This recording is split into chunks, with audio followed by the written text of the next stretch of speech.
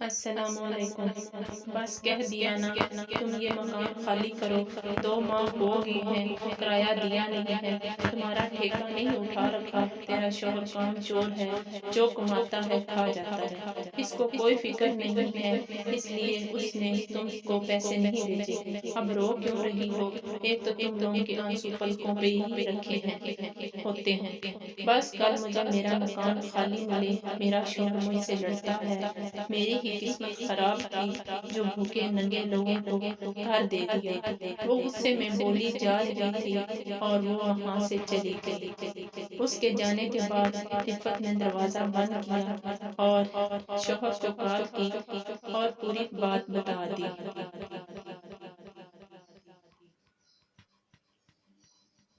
پھر بولا تم پریشان نہ ہو، میں آج شام پیسے بھجوا دوں گا، اور کال کاٹ دی۔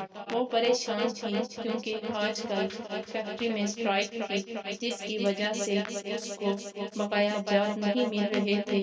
اس نے بہت کوشش کی کہ فیکٹری کے مالک سے مل لے، لیکن اس کو کسی نے ملنے نہیں دیا۔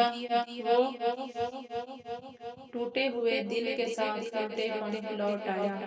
اس کو یاد آیا اس کے دوست آشو نے ایک بار کہا تھا 2 لاکھ کا، اور وہ اپنے گاؤں میں گھر بھی بنا لیا تھا۔ اس نے فیصلہ کر لیا تھا اور وہ ایک پرائیویٹ ہاسپٹل میں چلا گیا۔ انہوں نے اس کو بھگا دیا۔ جب وہ باہر نکلا تو ایک کمپاؤنڈر اس کے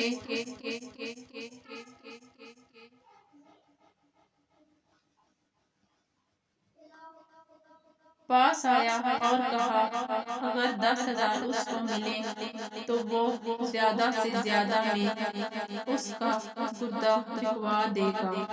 اس نے کچھ سوچا اور ہاں کر دی۔ بات 3 لاکھ میں فائنل ہوئی۔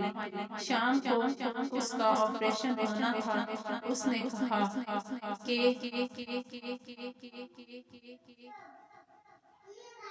50,000 پہلے دے دے۔